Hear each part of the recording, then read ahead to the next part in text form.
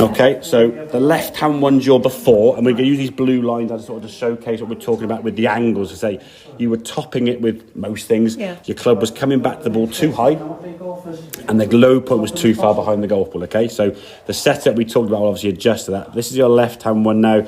As the club goes back, we can see now the angle of that club. If I take a line from here now and draw it down there, it's above the golf ball, yeah? So your club now is going to be coming back way too high unless you do something in your downswing, which is about half a second from there to the golf ball, which is going to probably involve your head kind of dropping here, you can see, to try and get back down to the golf ball. But you never really get back down to the angle, catching sort of top of the ball and the ball then shooting low. And then because you've been dropping down this way, the weight now has to kind of fall backwards, and you can still see sort of fairly flat-footed there because you've kind of gone from here, try to get to the ball and almost lost a bit of bat and gone, nope, and that's sort of recoil back. So there's just a few sort of movements there going on with the spine and the body, okay?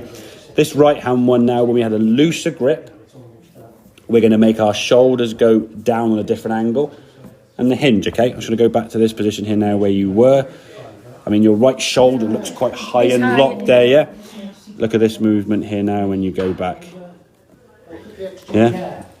Literally on the line, yeah? The club goes back a bit further, not because I've said to go further, you've just been able to make a longer backswing, okay? And look at the angle. This shoulder now looks further from your head. You look a bit more relaxed here now because the shoulder's going down this way and your arms, rather than going, and this locking and lifting, yeah?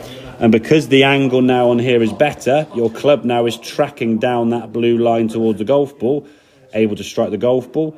Ball now hits the screen, kind of about here somewhere. It was a bit to the left, as we said, it's fine, but it's in the air. Yeah.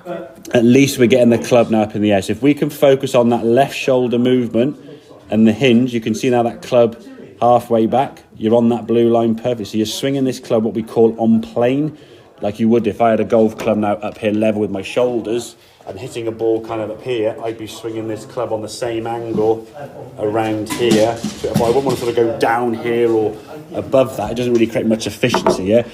Effectively, the golf swing, it says a circle just on an arc, yeah? Yeah. So we're trying to swing around that arc, whereas before you were swinging back very much low back here now, couldn't get to the golf ball and had to try to do something which, yeah, eventually you might do with enough head drop, but yeah, if you did it too much, you'd whack the ground so hard it would hurt, and then you'd shy away from that, okay? So as a focus, hinging the wrists, okay, I think it's something you said you weren't really sort of familiar with, and getting that left shoulder to kind of go down properly on the takeoff. As long as the left shoulder goes down, yeah, we're getting the angle better as we go back. Okie dokie, make sense? Yeah, fantastic. Happy days, very, very good.